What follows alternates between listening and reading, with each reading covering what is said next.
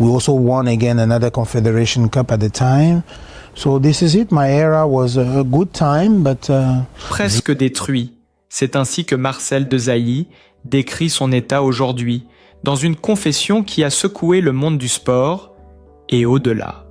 L'annonce de la nouvelle est tombée comme un coup près. L'icône du football français, champion du monde en 1998, traverse un moment de douleur profonde et ces mots ont immédiatement suscité une vague de stupéfaction parmi ses fans et les médias internationaux. Pour quelqu'un dont la carrière a été ponctuée de succès éclatants, de trophées prestigieux et de moments glorieux sur les terrains de football, cette déclaration inattendue a pris tout le monde de court. Dès les premières phrases de son message, la gravité de la situation est palpable. Marcel Desailly confie son sentiment de vulnérabilité, ce qui contraste fortement avec l'image de force et de détermination qu'il a toujours incarnée. C'est comme si tout s'effondrait autour de moi, a-t-il déclaré, illustrant à quel point l'événement qui l'a frappé est bouleversant et hors de contrôle. Ces mots, empreints d'émotion et d'honnêteté, révèlent une facette de sa vie rarement partagée avec le public, donnant un aperçu d'un homme confronté à une réalité douloureuse. La portée de cette annonce ne se limite pas à ses proches ou aux amateurs de football. Elle résonne à une échelle beaucoup plus large.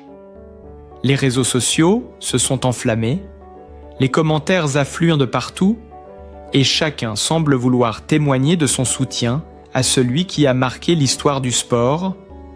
Les experts et les anciens coéquipiers ont également exprimé leur choc, soulignant que la carrière et la vie de Desailly, souvent perçues comme exemplaires, montrent maintenant une vulnérabilité humaine bouleversante.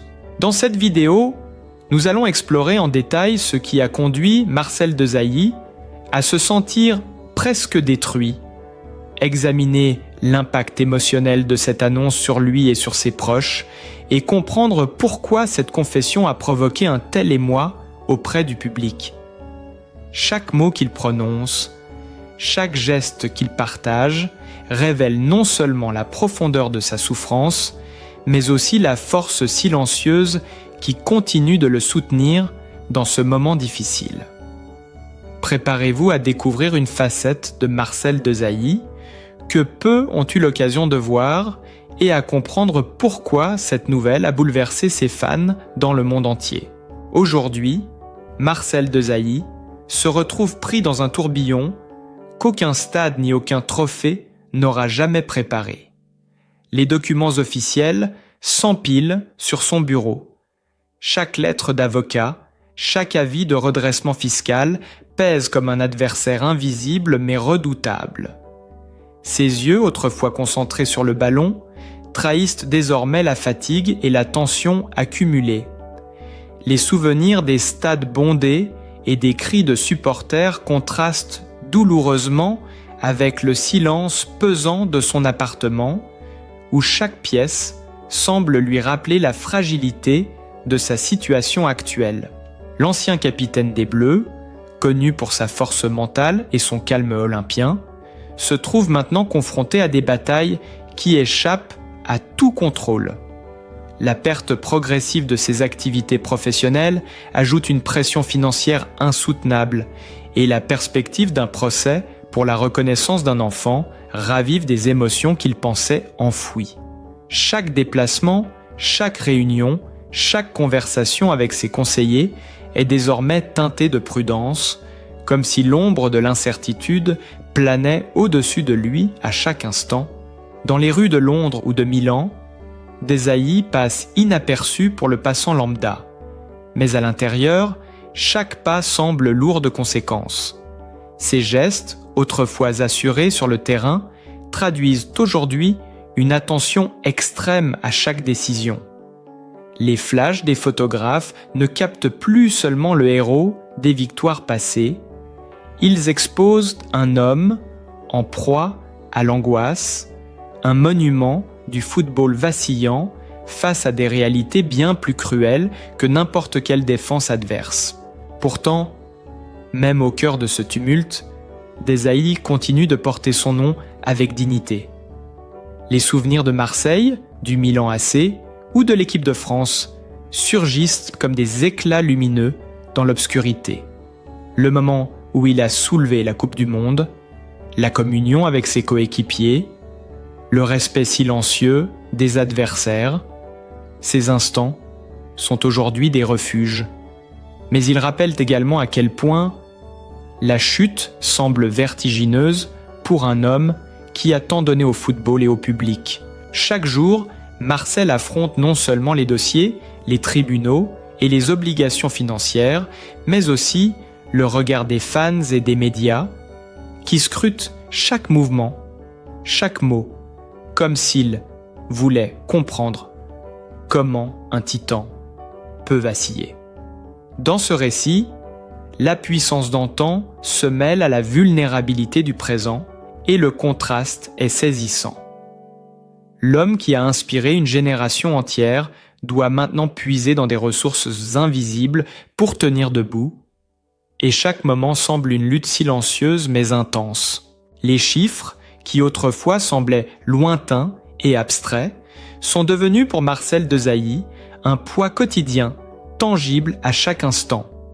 Chaque facture, chaque échéance mensuelle de 5 000 € pour rembourser le redressement fiscal s'impose dans son esprit comme un adversaire implacable. L'ancien champion, habitué à dicter le rythme sur le terrain, découvre la frustration d'être rattrapé par des réalités financières qu'aucune technique ni aucun instinct ne peuvent résoudre. Les dossiers empilés sur son bureau, les courriers du fisc et les relances incessantes des créanciers se mêlent dans une symphonie oppressante, chaque son résonnant comme un rappel de sa vulnérabilité. Depuis l'arrêt de son contrat chez beIN Sport, en août 2024, la stabilité qui avait accompagné sa carrière post-football s'est effondrée.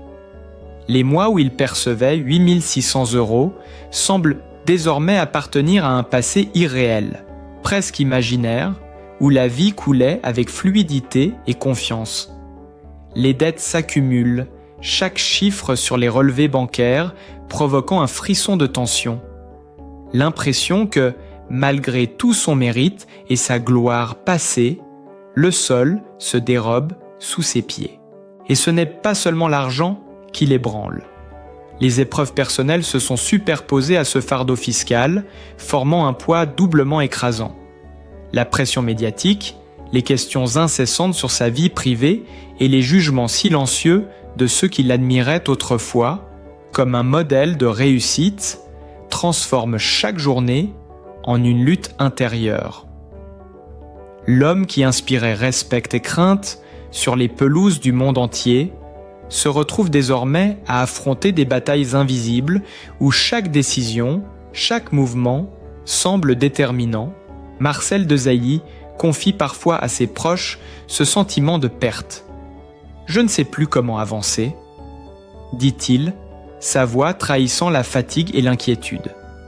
Les rues de Nantes, où il a grandi, ou de Paris, où il gère ses obligations, deviennent des espaces où le passé glorieux et le présent incertain coexistent dans un mélange étrange de nostalgie et de stress. Même les promenades les plus simples semblent traversées par un regard pesant sur chaque choix, chaque action, comme si le temps lui-même le jugeait. Pourtant, malgré cette tourmente, il continue d'affronter chaque journée avec la même discipline qu'il mettait autrefois à protéger le but ou à arrêter une attaque adverse.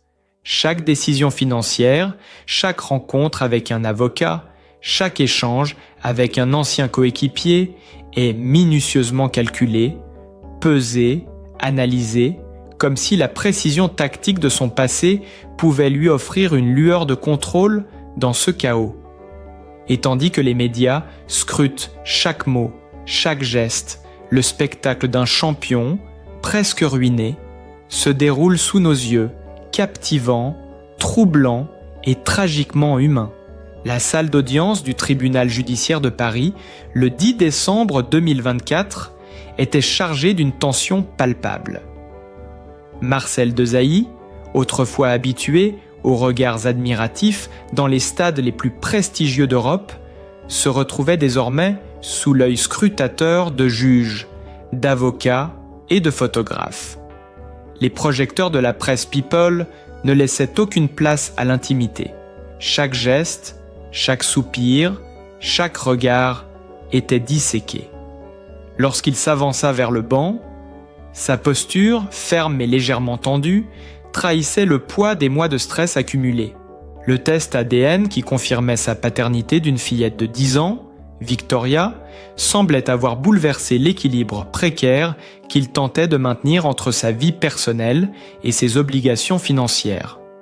Cosma Batista de Alcantara, présente à l'audience, affichait une détermination inflexible, réclamant non seulement 5 000 € de pension par mois, mais aussi la reconnaissance symbolique de son enfant portant le nom de Desailly.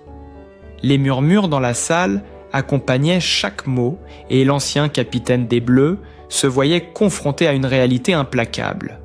La gloire passée et la popularité médiatique ne suffisent pas à apaiser la pression d'un procès aux enjeux si personnels. Assis face au juge, Desailly expliquait, d'une voix calme mais chargée d'émotion, son impossibilité à honorer de telles demandes. L'asphyxie financière qu'il subit, entre les dettes fiscales et les pensions existantes, semblait tangible à chaque phrase.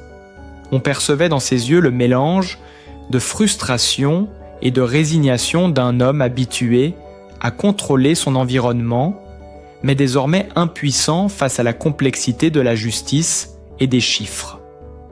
Son avocate, attentive à chaque détail, répétait que Marcel n'était plus le footballeur richissime que l'on imaginait, soulignant l'écart cruel entre l'image publique et la réalité privée.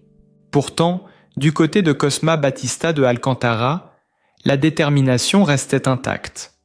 Son avocate insistait sur la réalité du patrimoine de Desailly. Immeubles nantais, sociétés existantes et actifs immobiliers utilisés comme garantie, éléments concrets qui, selon elle, contredisent l'image d'une ruine totale. Dans la salle, le silence pesant se mêlait au cliquetis des appareils photo et au regard curieux du public, créant une atmosphère où chaque instant semblait suspendu.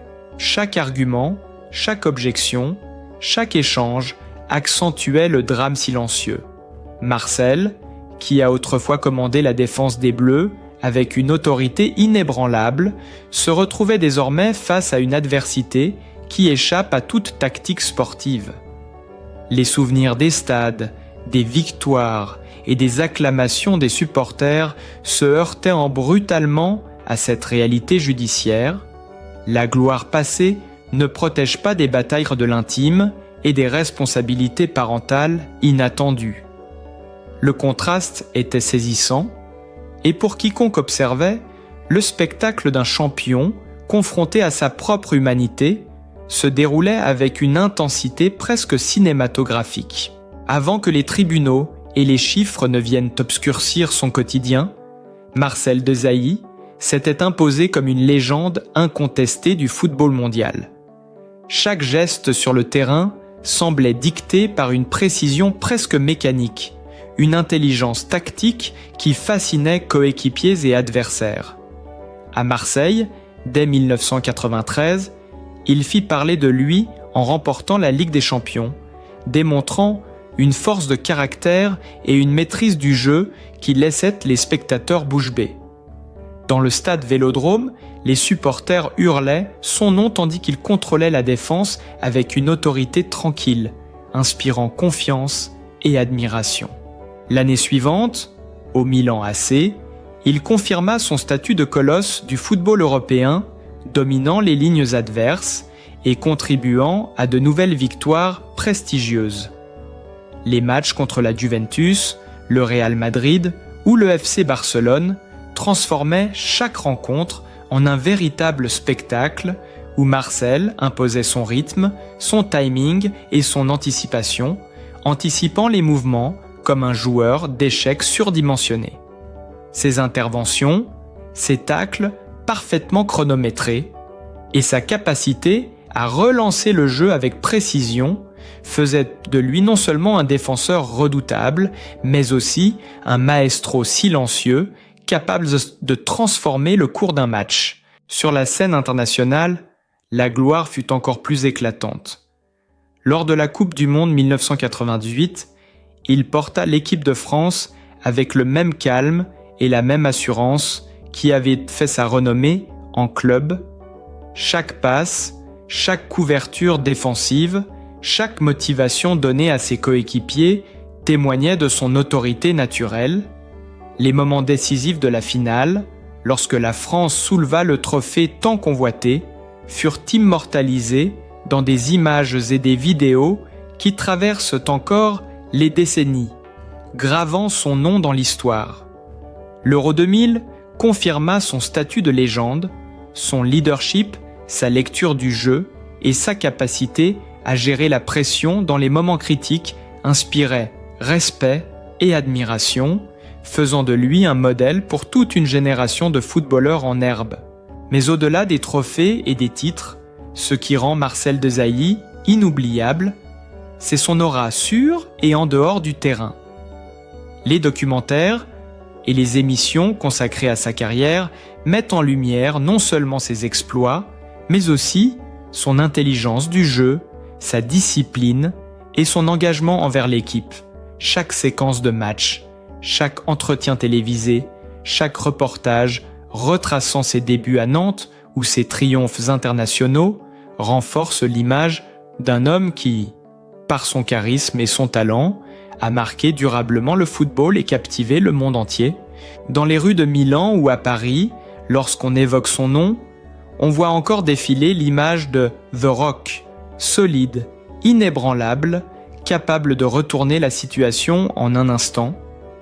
Et ses exploits, ces moments de pure magie footballistique, continuent de hanter l'imaginaire collectif, rappelant à quel point Marcel Desailly n'était pas seulement un joueur. Il était un phénomène, un monument vivant qui a fait vibrer des millions de spectateurs et élevé le football à une dimension presque artistique.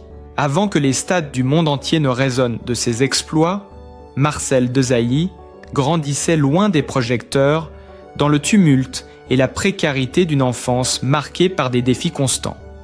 Né au Ghana en 1968, il quitte son pays natal à l'âge de 4 ans pour rejoindre Nantes, en France, avec sa famille.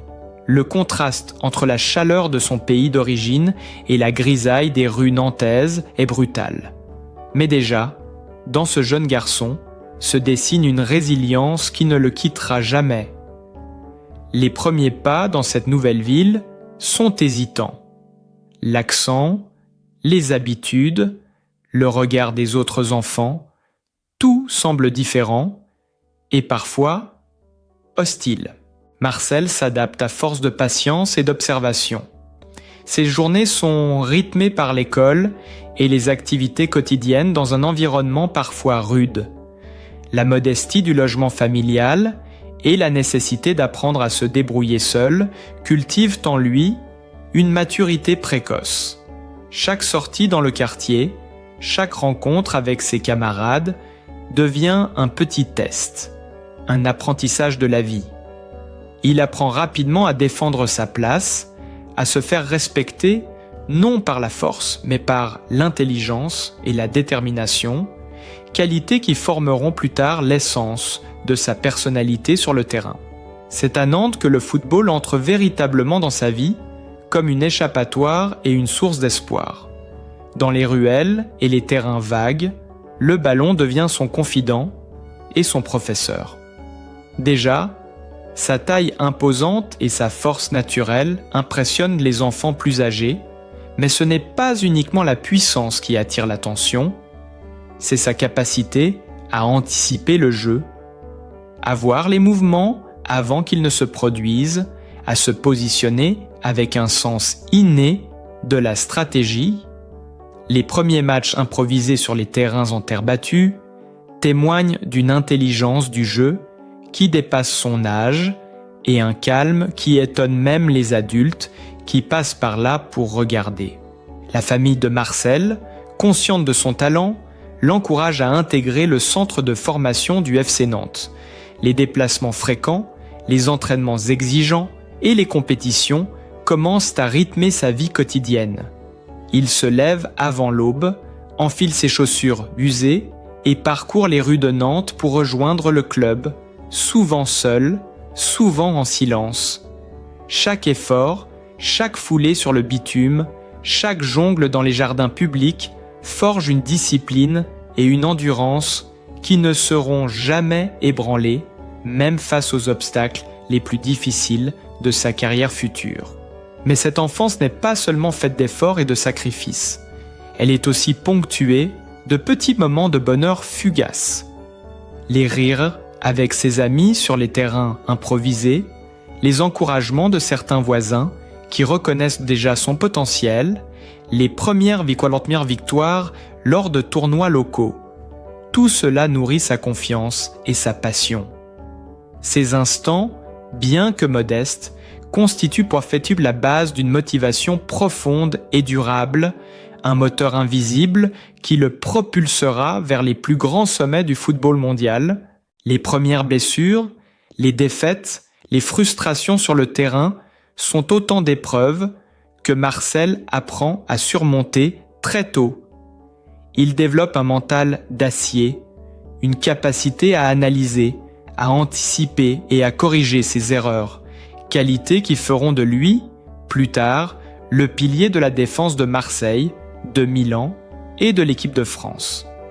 Même à cette époque, on perçoit déjà l'équilibre fragile entre la vulnérabilité d'un enfant et la force d'un futur champion, un équilibre que Marcel Desailly saura maintenir tout au long de sa vie, malgré les tempêtes médiatiques, judiciaires et financières qu'il traversera plus tard.